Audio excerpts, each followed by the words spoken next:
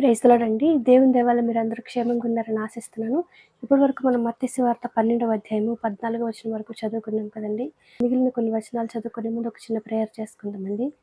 మహాపరిశుద్ధుడైన యేసయ్య నీకే వందనాలు తండ్రి. దేవా, ఇంతవరకు మమ్మల్ని సజీవ లెక్కలు పెట్టినైనా యేసయ్య నీ గురించి మాట్లాడుకునే అవకాశం ఇచ్చినందుకు నీకే వందనాలు తండ్రి. దేవా, ఇప్పుడు మీ గురించి మాట్లాడుకోబోతుండగా ఎక్కడ ఏ తప్పు మాట్లాడకుండా యేసు నామములో నా నోటికి మీ అగ్ని కంచె కావాలండును గాక. ఆమేన్.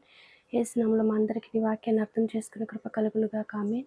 యేసు నామములో అడుగుచున్నాం తండ్రి. ఆమేన్. ఇప్పటి వరకు మనం తెలుసుకున్నాం కదండి. యేసయ్య ఒక ఊచ చేయగల వ్యక్తిని విశ్రాంతి దినమందు బాగు చేశారని శాస్త్రులు ఇంకా పరిసయ్యులు యేసయ్య మీద పగబట్టారు కదండి. పగబట్టి యేసయ్యని సంహరించాలని కూడా ఆలోచించుకుంటూ ఉన్నారు కదండి. వారి ఆలోచనని గ్రహించిన యేసయ్య ఏం చేస్తున్నారో మనం చూద్దామండి. మత్తయి సువార్త 12వ అధ్యాయము 15వ వచనము. యేసు ఆ సంగతి తెలుసుకుని అచ్చట నుండి వెళ్ళిపోయెను.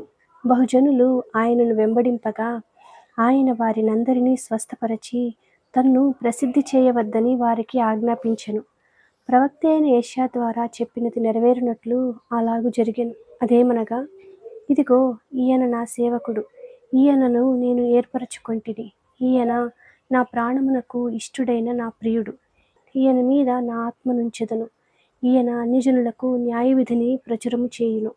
ఈయన జగడమాడడు, కేకలు వేయడు. వీధులలో ఈయన శబ్దం ఎవనికిని వినపడదు.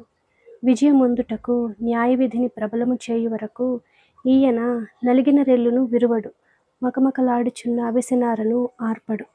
ఈయన నామమందు అన్యజనులు నిరీక్షించెదరు అనున్నదే కదండి. యేసయ్య ఎందుకు తనని ప్రసిద్ధి చేయొద్దని చెప్తున్నారంటే, యేసయ్యకి తెలుసు కదండి ఆయనని సంహరించాలని కొంతమంది వ్యక్తులు చూస్తున్నారని యేసయ్యకి తెలుసు కదండి.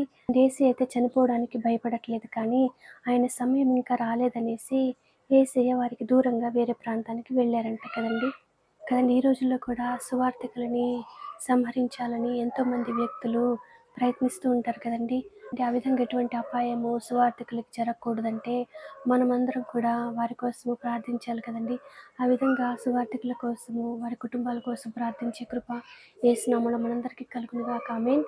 యేసు నామములో మనందరికీ సమాధానం కలుగును గాక. ఆమేన్.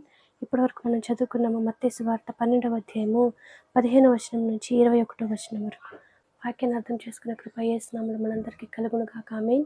యేసు నామములో మనందరికీ సమాధానం కలుగును గాక. ఆమేన్. Praise the lord.